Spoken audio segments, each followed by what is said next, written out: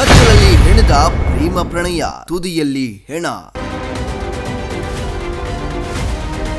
ಇಂಡಿಯಲ್ಲೊಂದು ರೋಚಕ ಮರ್ಡರ್. ಸೈಲೆಂಟಾಗಿ ಹೆಣೆದಿದ್ದ ಹೃದಯಾಘಾತದ ಡ್ರಾಮಾ ಧೂಳಿಪಟ. ಹೆಂಡತಿಯ ಮಡಿಲಲ್ಲೇ ಉಸಿರು ನಿಲ್ಲಿಸಿದ ಗಂಡ.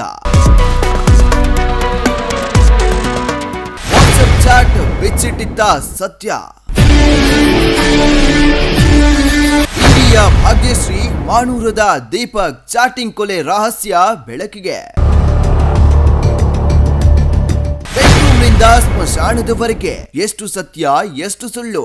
ವಿಜಯಪುರ ಜಿಲ್ಲೆಯ ಇಂಡಿ ಪಟ್ಟಣದ ಆ ಪುಟ್ಟ ಮನೆ, ಹೊರಗಿನ ಪ್ರಪಂಚಕ್ಕೆ ಅದೊಂದು ಚಂದದ ಸಂಸಾರ.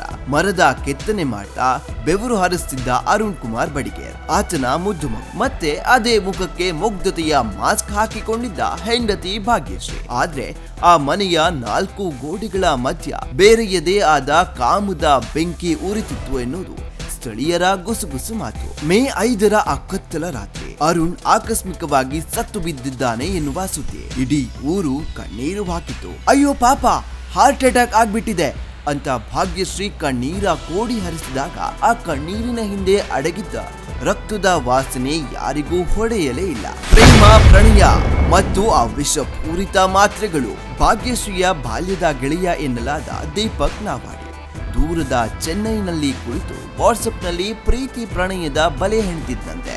ಇತ್ತ ಗಂಡ ಅರುಣ್ ಪ್ರತಿದಿನ ದುಡಿದು ಮನೆಗೆ ಬಂದ್ರೆ ಭಾಗ್ಯಶ್ರೀಯ ಮನಸ್ಸು ಮಾತ್ರ ದೀಪಕ್ನ ಫೋನ್ ಸ್ಕ್ರೀನ್ ಮೇಲೆ ತೆಲ್ತಿತ್ತಂತೆ. ಈ ಅಕ್ರಮ ಸಂಬಂಧದ ನಡುವೆ ಗಂಡ ಅರುಣ್ ದೊಡ್ಡ ಗೋಡೆಯಾಗಿ ನಿಂತಿದ್ದಂತೆ. ಈ ಗೋಡೆಯನ್ನ ಕೆಡವಲು ಈ ಇಬ್ಬರು ಹಕ್ಕಿಗಳು ಹೆಣೆದ ಪ್ಲಾನ್ ಇದಕ್ಕಿಲ್ಲ. ಅದು ಶೇಕ್ಸ್ಪಿಯರ್ ನಾಟಕಕ್ಕಿಂತಲೂ ಭಯಾನಕ ಆಗಿತ್ತಂತೆ.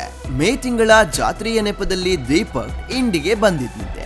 ರಹಸ್ಯ ಜಾಗದಲ್ಲಿ ಭಾಗ್ಯಶ್ರೀ ಭೇಟಿಯಾದವನೇ ಕೈಗೆ ಮಾತ್ರೆಗಳನ್ನ ಇಟ್ಟಂತೆ. ಇದನ್ನ ಊಟದಲ್ಲಿ ಹಾಕು, ಆಮೇಲೆ ಕತೆ ಮುಗಿಸೋಣ ಅಂದಿದ್ನಂತೆ. ಬಯಲಾದ ಚಾಟಿಂಗ್ ರಹಸ್ಯ.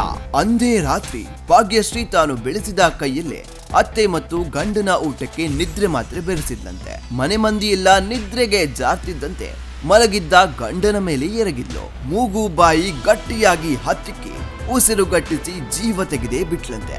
ಬೆಳಗ್ಗೆ ಎದ್ದು ಅಯ್ಯೋ ಹಾರ್ಟ್ ಅಟ್ಯಾಕ್ ಅಂತ ಕೂಗಾಡಿದ್ಲು. ಆಸ್ಪತ್ರೆ, ಡಾಕ್ಟರ್, ಚಿತಾಭಸ್ಮ ಎಲ್ಲವೂ ಪ್ಲಾನ್ ಪ್ರಕಾರವೇ ಮುಗ್ದು ಹೋಯಿತು. 2 ತಿಂಗಳು ಕಳೆಯಿತು. ಗಂಡನಿಲ್ಲದ ಮನೆಯಲ್ಲಿ ಭಾಗ್ಯಶ್ರೀ ನಿರಾಳವಾಗಿತ್ತು. ಇನ್ನು ಮೇ 6ರ ಬೆಳಗಿನ ಜಾವ ಅರುಣ್ ಕುಮಾರ್ ಒಮ್ಮೆಲೆ ಚೀರಾಟ ಮಾಡಿ ಮೃತಪಟ್ಟಿದ್ದಾನೆ ಎಂದು ಭಾಗ್ಯಶ್ರೀಯ ಮಾತನ್ನ ನಂಬಿ ಯಾವುದೇ ವೈದ್ಯಕೀಯ ಪರೀಕ್ಷೆಯನ್ನ ನಡೆಸದೆ ಅಗ್ನಿಸ್ಪರ್ಶ ಮಾಡಲಾಗಿತ್ತು.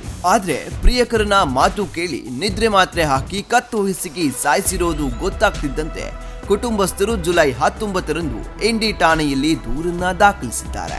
ಈ ಬಗ್ಗೆ ಪ್ರತಿಕ್ರಿಯಿಸಿರುವ ವಿಜಯಪುರ ಎಸ್ಪಿ ಲಕ್ಷ್ಮಣ್ ಬಿ ನಿಂಬರ್ಗೆ ಮಹಿಳೆಯ ವಿಚಾರಣೆಯನ್ನ ನಡೆಸಲಾಗ್ತಾ ಇದೆ. ಎಲ್ಲಾ ಆಯಾಮಗಳಲ್ಲಿ ತನಿಖೆಯನ್ನ ನಡೆಸಿ ಸಾಕ್ಷ್ಯ ಸಂಗ್ರಹಿಸಿ ಶೀಘ್ರದಲ್ಲೇ ತಪ್ಪಿತಸ್ಥರ ಬಂಧನ ಮಾಡಲಾಗುತ್ತೆ ಎಂದಿದ್ದಾರೆ. ಮೇ 6ರ ಬೆಳಗಿನ ಜಾವ ನಮ್ಮ ಸಹೋದರ ಒಮ್ಮೆಲೆ ಚೀರಾಟ ಮಾಡಿ ಮೃತಪಟ್ಟಿದ್ದ. ಇದನ್ನ ಭಾಗ್ಯಶ್ರೀ ಹೃದಯಾಘಾತ ಎಂದು ಬಿಂಬಿಸಿದ್ರು.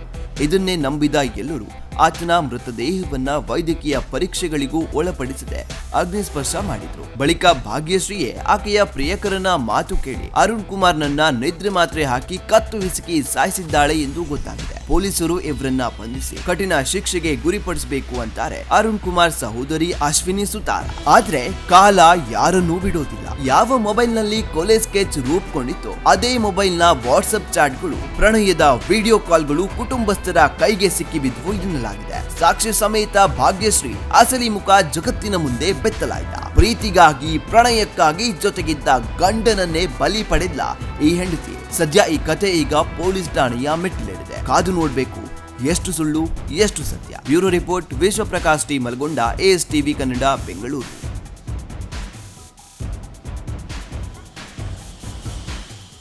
ಅಪರಾಧಕ್ಕೆ ಸವಾಲು ದಿನಪತ್ರಿಕೆ ಜೊತೆಗೆ ಡಿಜಿಟಲ್ ನಲ್ಲಿ ಹೊಸ ರೂಪ.